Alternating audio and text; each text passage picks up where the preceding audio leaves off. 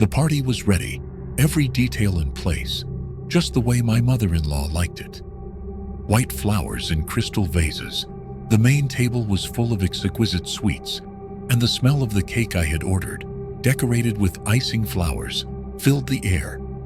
I spent the day organizing everything, running around, fixing what I could, and trying to hide how exhausted I was. For a moment, I looked at the clock and realized that time had passed too quickly. It was my birthday too. I had hopes, however small, that perhaps Roberto would remember, that he had prepared something, even if it was simple, something just for us. But I increasingly noticed that, at that party, I was an invisible presence. The guests arrived and filled the room with laughter and conversation, but I was barely noticed. They seemed to know more about Raimunda's story, more about her past, her achievements, her favorite recipes, the memories they shared. I heard fragments of conversations. Remember when Raimunda? She was always the best at, the lady of the house. And nothing about Aline, nothing about me. I moved to a corner of the room, trying to pretend I was fine. I adjusted my dress, already a little wrinkled from all the walking, and took a deep breath. Even though my feet hurt, I kept smiling. But I wondered silently, would anyone remember me? The laughter echoed through the room, and I was there, alone, leaning against the wall, watching everyone having fun. They laughed loudly, made toasts, told old stories that I didn't know, stories that, apparently, everyone there shared. It was as if I were watching a movie that had already started and that I would never fully understand. Roberto was in the center of the circle, laughing enthusiastically, as if he didn't see me. Each laugh of his sounded like a reminder that day, I didn't have an important place. My eyes followed him instinctively, trying to catch a moment when he would look at me, when he would notice that I was there. But he didn't even glance in my direction. The silence inside me was deafening. For a moment, I tried to convince myself that maybe I was overreacting, that he would come to me soon, that it was only a matter of time. But the more he integrated himself into the group, the more I felt like I was just a piece of furniture, someone to serve and prepare things, not to be noticed. The voices around me began to sound distant, and the feeling of not belonging took over me. It was clear.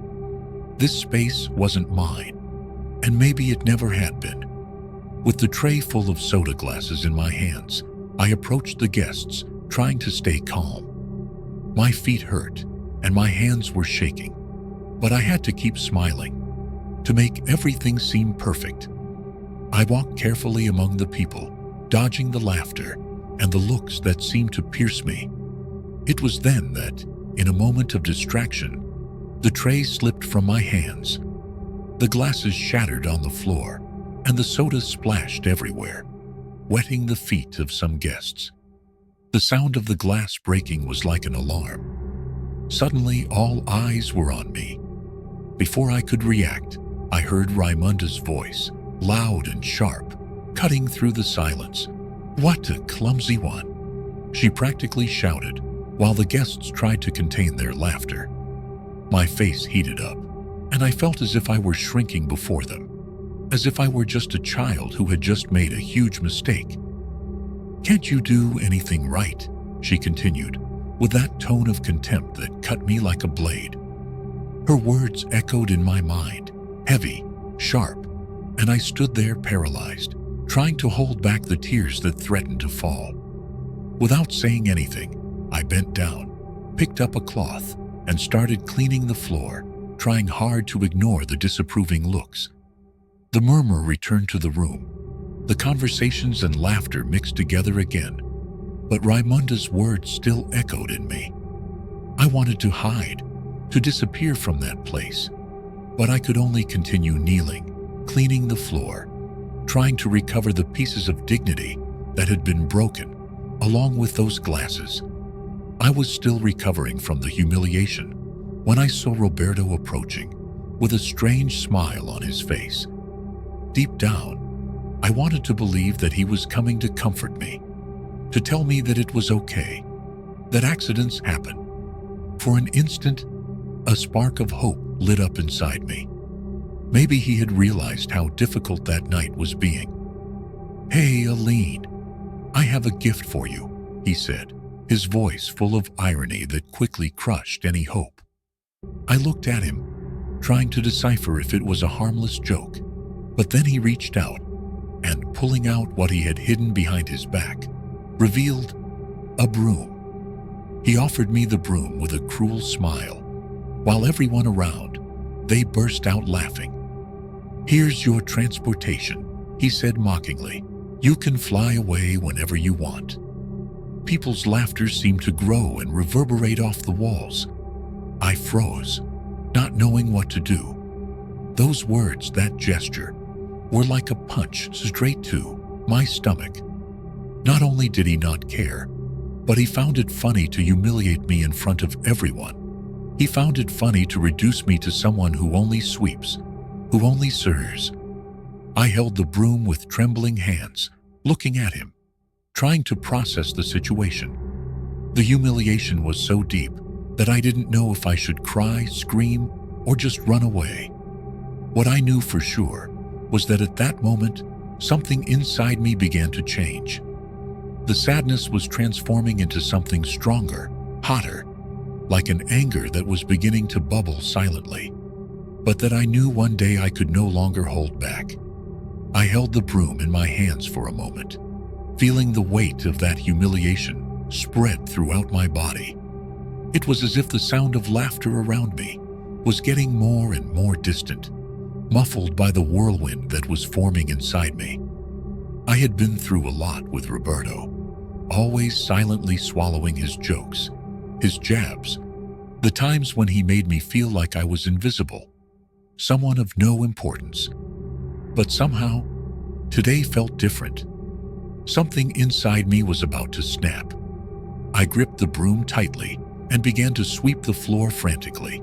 My movements were fast, almost furious. Each sweep was a silent outburst, a way of channeling the anger I felt. The laughter around me was fading. People began to look in my direction, murmuring among themselves, but I didn't care. I was determined to no longer be an object, to no longer be a shadow. With the broom firmly in my hands, my eyes fixed on the large cake on the table, the centerpiece of the party, decorated especially for Raimunda, with meticulously crafted flowers and icing. That cake seemed to represent everything I had ever done to please them, all the dedication that was never recognized, all the effort that was trampled on. I took a deep breath, and without hesitation, I raised the broom like a baseball bat and swung it against the cake with all my strength. The icing, the batter, everything flew into the air, spreading across the room and hitting everyone around. The screams of surprise and murmurs of shock filled the room. I looked at Raimunda's face, who was paralyzed, removing icing from her hair, and at Roberto, who was staring at me, open-mouthed. I didn't say a word. I dropped the broom and left the house, my breathing quickening, my heart pounding. It was as if I was waking up from a long nightmare. I didn't know exactly what awaited me out there, but at that moment, one thing was certain. I was finally ready to leave that burden behind. I gripped the broom tightly, feeling my fingers almost lose their sensitivity from how hard I pressed it. My eyes were fixed on the decorated cake in the center of the table, like a work of art made for the queen of the party. The icing flowers, the shiny layer, everything seemed to mock me, every detail symbolizing what they expected me to be. The person who only serves, the one who organizes and cleans, without a voice, without an opinion, always in the background. I took a deep breath, once, twice, 3 times, trying to find an outlet for all the accumulated anger and sadness. But instead of calming down, I felt something explode inside me. And before I could even think, I raised the broom above my head, and in a firm and decisive movement, I hit the cake with all my strength. The impact was instantaneous. The cake flew, shattering into pieces that scattered all over the room. White icing, fruit filling, and crumbs of dough flew onto the faces, clothes, and hair of the guests. I saw the frosting running down Raimunda's face as she let out an indignant scream, her hands shaking as she pulled a piece of her hair out. Roberto stared at me, completely unresponsive, as if he was finally seeing the person he had so underestimated. The entire room went silent. It was as if time had frozen, as everyone stared at me, some horrified, others in shock, trying to understand what had just happened. I dropped the broom and looked at the damage around me, feeling a strange sense of freedom, a strength I hadn't felt in a long time. I didn't apologize. I didn't lower my head. I was tired of being invisible, of living in a shadow that had never belonged to me. Without looking back, I turned and left the house, breathing within the fresh night air, as if it were the first time. I didn't know what the future held for me, but I was sure of one thing. I would never allow anyone to treat me that way again. I didn't stop walking until I reached the gate. The night breeze blew against my face, and for the first time in so long, I felt light. I looked around at the trees, to the empty street lit by a few streetlights. The silence seemed welcoming, after all the noise and humiliation inside. Adrenaline was still running through my body. My heart was beating so hard, I could hear it in my ears. My hands were shaking as I tried to assimilate what I had just done. I had left everything. That scattered cake, the look of horror now, Raimunda's face, Roberto's shock. Everything still pulsed in my mind like a surreal scene, something I didn't even know I would be capable of doing. I walked down the steps of the porch without looking back, trying my best to get away from that place, from that world that had never valued me. When I reached the sidewalk, I stopped for a moment, feeling the weight of the night around me.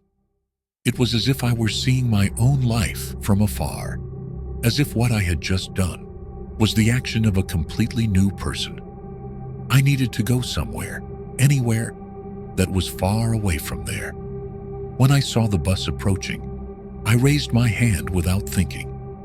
I got on, paid the fare with the coins I still had in my pocket, and went straight to the back of the bus, sinking into the seat.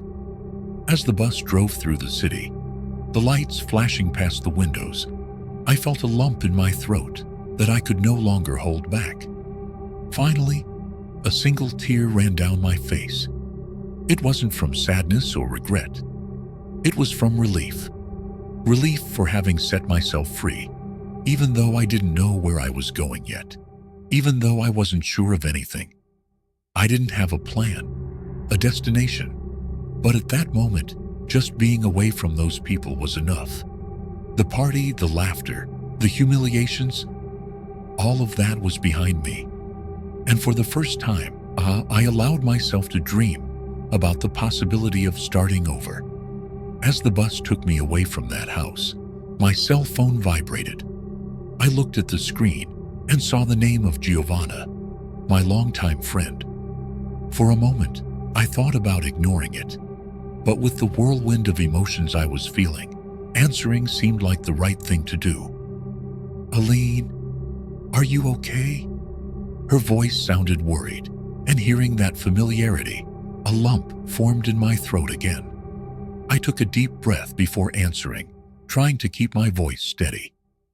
"Giovanna, I left home. I couldn't take it anymore." The words came out brokenly, and I felt like I might collapse at any moment. "Tell me where you are, Aline. I'll come get you now." She didn't hesitate for a second, and the certainty in her voice was a relief. I looked around and realized I was near a familiar square. "I'm near the central square. I think it's near your house. Stay there, I'm leaving." she answered quickly. The call ended, and I sat there waiting as the cold night wind blew past me. Every second seemed like an eternity, and the silence around me only made my mind spin faster, replaying the scenes from the party, the laughter, the final humiliation. Soon, I saw the headlights of Giovanna's car. She parked and ran towards me, hugging me without saying a word. I felt the warmth of her embrace, the firmness with which she held me, as if she were also holding the shattered pieces of myself.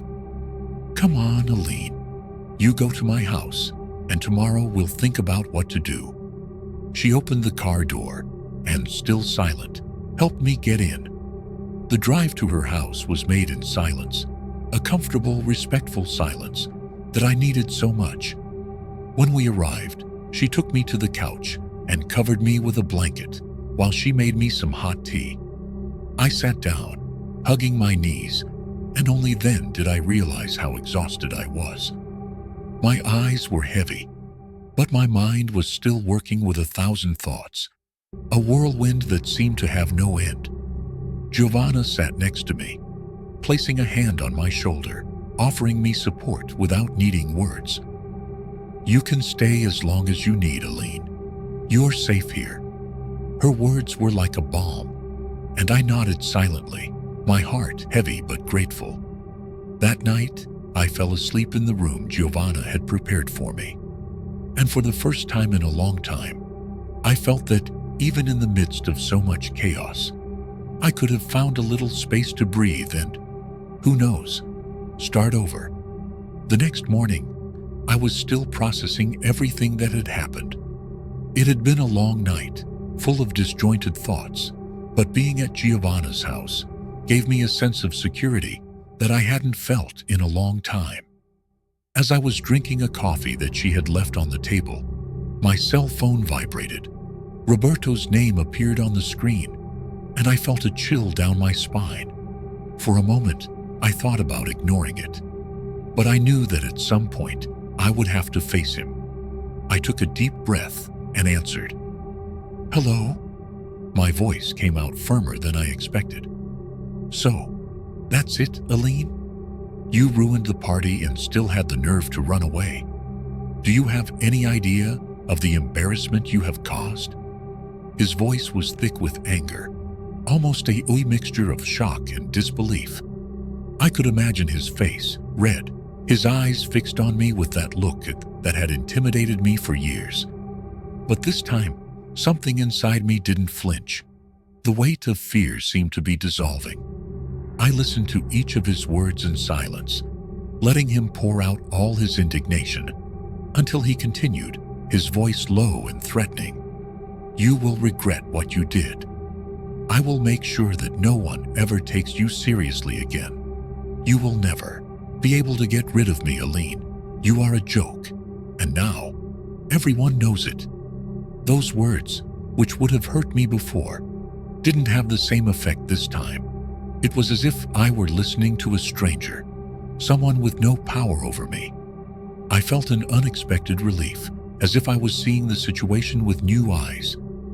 "Roberto," I said, my voice firm.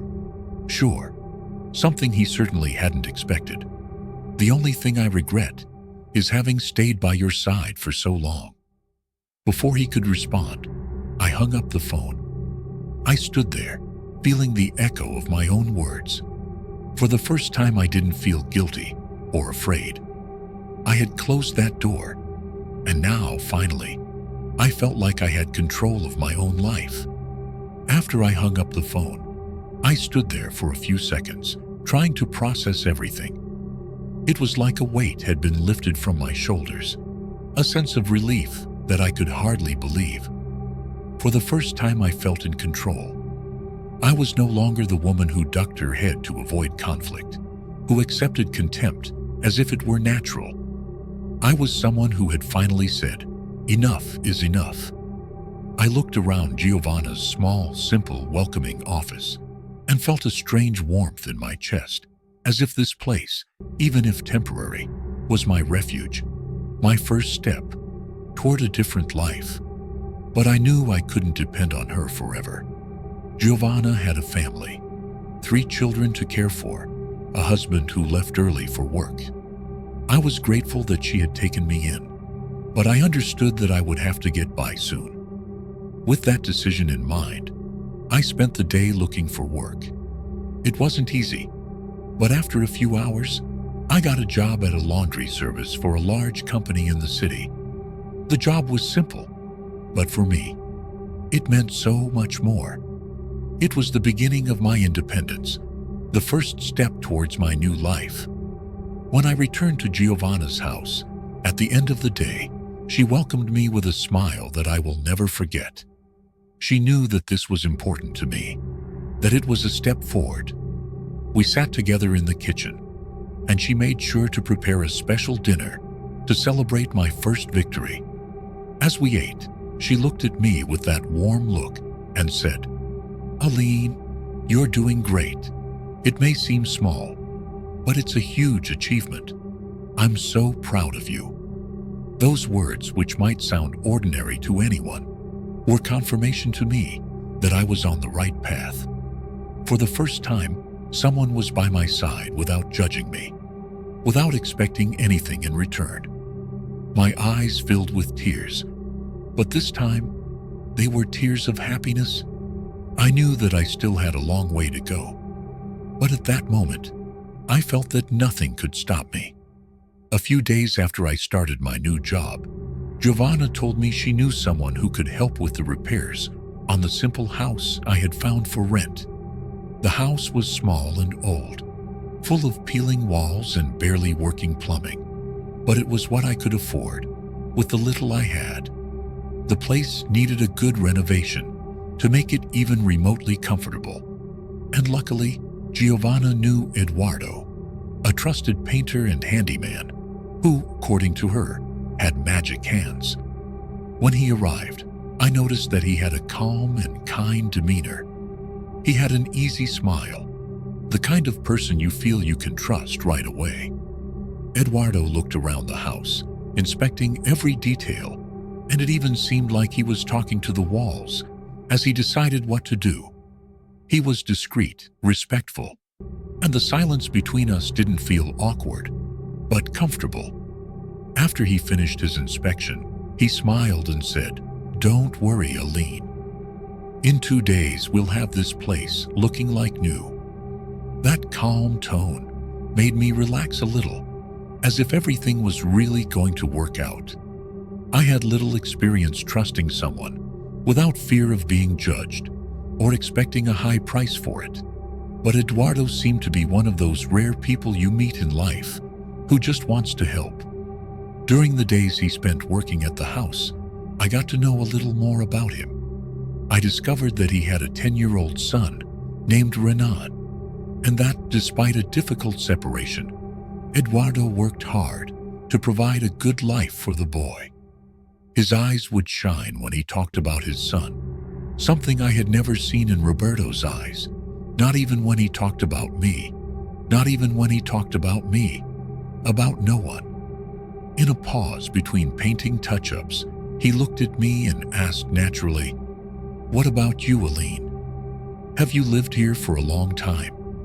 I swallowed hard, hesitated for a second, but for some reason Eduardo made me feel safe. "Not long ago. Actually, I'm trying to start over." I didn't know how much I wanted to open up, but the way he listened, without interruptions, made me continue. I had to get out of a complicated relationship. My last birthday was, let's say, unforgettable. I tried to laugh, but he realized the weight of it. He nodded without insisting and said something simple, but that comforted me deeply. Starting over is always difficult, but no one deserves to carry such a burden alone. While he worked and I tidied up a few things, I found myself thinking about how relieved I felt to be able to talk about this without fear. Eduardo had that effect. It was as if the atmosphere around me became lighter. When he finished his work, he handed me a card and said with a smile, "If you need anything else, you can call me."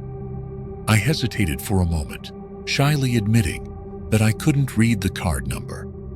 The confession came out before I could think, and he looked at me with surprise, but no trace of judgment. "Sure, no problem," he replied calmly, taking my phone and saving the contact for me. I thanked him, feeling a deep relief and genuine gratitude. Eduardo was the first man since I could remember who treated me with a respect that I didn't even know I deserved. When he left, I stared at the newly painted house, with its shiny walls and new colors. It wasn't just the house that had been renovated, it was me too. In that moment, I felt like I was slowly creating a life that was finally my own. And Eduardo, with his calm manner and sure words, showed me that maybe, just maybe, I deserved more than I had allowed myself to dream of. The days passed, and I tried to adjust to the routine of working at the laundry, while at the same time dedicating myself to transforming that simple little house into my refuge. Each painted wall, each detail I fixed, was one more step towards making that place my own way. And it was good to have a space of my own, without the echoes of past humiliations and painful memories. One day, while I was organizing some things, I received a message from Eduardo. He asked if I was okay, and if everything was working properly in the house. I was surprised, because I didn't expect him to still be concerned after he had already done the work. I replied, thanking him once again for his help, and to my surprise, he replied with an invitation. "There's going to be a show at the square tonight. It's a simple thing, but Renan and I are going. If you want to go, you're welcome." For a moment, I hesitated. I couldn't remember the last time I had gone out just to have fun. The idea seemed strange, almost a luxury. But Eduardo's invitation was said in such a light, non-pressuring way that I felt confident in accepting. Maybe it would be good to do something different. That night, I dressed simply, but felt a strange excitement. When I arrived at the square, Eduardo and Renan were already there, and I quickly joined in with that happy atmosphere, with colorful lights and live music.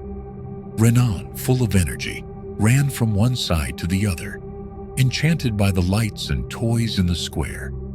Eduardo watched him with a smile on his face, and the affection in his eyes as he looked at his son touched me deeply.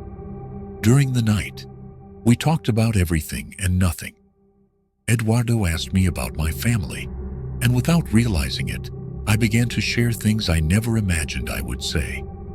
I told him about my mother, who lived in a nursing home, and about how guilty I felt for not being able to take care of her. Eduardo listened attentively and empathetically, without judgment, like someone who truly wanted to understand what I was going through. He looked at me and said, with a seriousness that made me feel welcomed, "You did what you could, Aline. Sometimes life's circumstances force us to make choices that are not always easy, but no one has the right to judge you for that." Those words touched me more than I wanted to admit. It was as if he was freeing me from a guilt that I had been carrying for a long time. For the first time, I felt that someone truly understood my story without expecting anything in return. The night passed quickly, and when Eduardo walked me home, he said goodbye with that same calm smile. I watched him and Renan walk away, and as I closed the door, I realized that something inside me was changing. I wasn't sure what it was, but I felt as if, for the first time, I was making room for something new, something good. I closed my eyes for a moment, feeling a peace that I hadn't felt in a long time. Maybe I was truly ready to leave the past behind and build a new story, one that was just mine. And with a discreet smile on my lips, I went home, with my heart lighter than ever. The following days were lighter. Something inside me seemed to have awakened after that night in the square. Each morning was a chance to start over, to rediscover myself, to live without the ties of before. I felt a hope, almost like a spark, something I could barely name, but that gave color to my days. One afternoon, while I was organizing the house, Giovanna called me. She always called to see how I was doing, but that day, her voice had a different tone of enthusiasm. "Aline, I've been thinking, have you ever considered learning to read and write? I could help you. We could start slowly, you know." The proposal took me by surprise. I was silent for a moment, trying to understand what it meant to me. I had never given much thought to this idea before. Roberto always said it was useless, that I didn't need this nonsense. But now, with his distance and Giovanna's support, the possibility seemed tempting. I accepted. We decided to start next week, without rushing, at the pace I could keep up with. It was a new beginning, my choice, without interference. And the idea of learning filled me with a joy I hadn't felt since I was a child, a sense of achievement I never imagined I could have. When I told Eduardo about the plan, he looked at me with a gleam of approval in his eyes and encouraged me even more. "Aline, you have so much potential. You'll see how this will open doors and give you a freedom that no one can take away." Their words made me see more than I had imagined. Learning to read and write was not just about understanding letters and words. It was about having the power to express my own story, to tell who I was, in my own words. With the support of Giovanna and Eduardo, I was taking steps that had previously seemed impossible. Each day brought a new piece of hope, and little by little, I began to believe that I could become the person I had always wanted to be. The feeling was liberating. It was as if I was finally building a future that was truly mine. After so many humiliations and years of feeling trapped, I was finally willing to face everything that Roberto and Raimunda had done to me. The idea of seeking justice seemed impossible months ago, but now, with the support of Eduardo and Giovanna, I began to believe that I did deserve reparations for everything I had been through.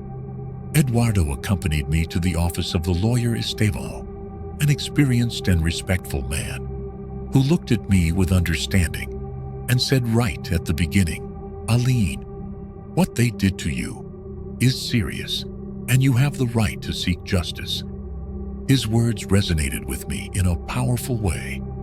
For the first time, someone was telling me that I had value, that my pain was legitimate, and that this was not normal.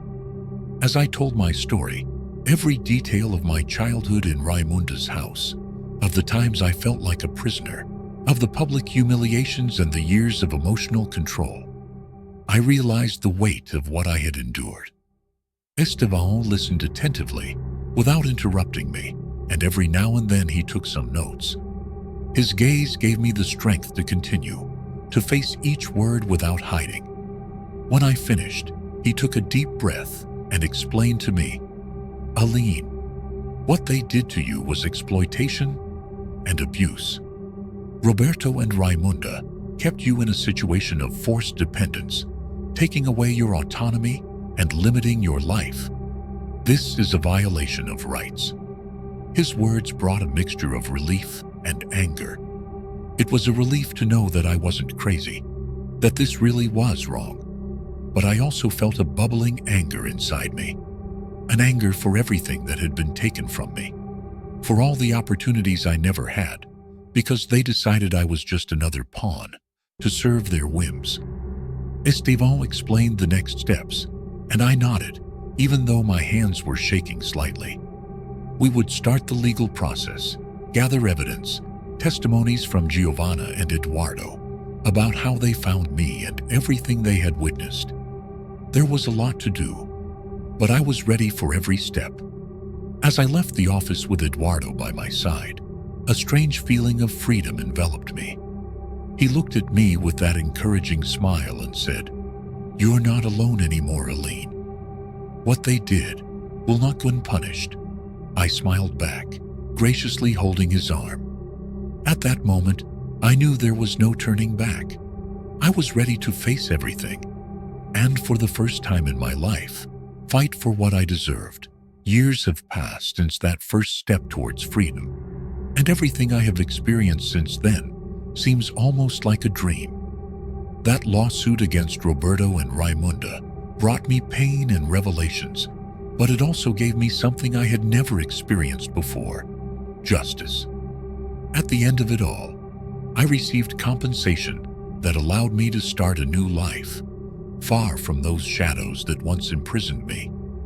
Today, I look around me and see how much I have achieved. My house is small, but cozy. Every detail chosen by me, every corner reflecting the person I have become. With Eduardo's help and Giovanna's encouragement, I learned to read and write, finished my studies, and even ventured into law school. Studying gave me unexpected strength, a feeling that I was capable of anything. Every achievement, no matter how small, reminded me of who I was and everything I had overcome. Eduardo was by my side at all times. He encouraged me when I doubted myself, celebrated every victory, and gave me love and respect, something I never imagined I could feel for anyone. Today, we are a family. Eduardo and I got married, and he gave me the support I never knew I needed. His children became part of my life, and the love I feel for them is as genuine as if they were my own.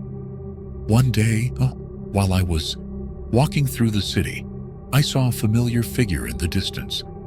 My heart skipped a beat, but it quickly calmed down. It was Roberto. He was standing at the entrance of a restaurant, a broom in his hands, cleaning the sidewalk.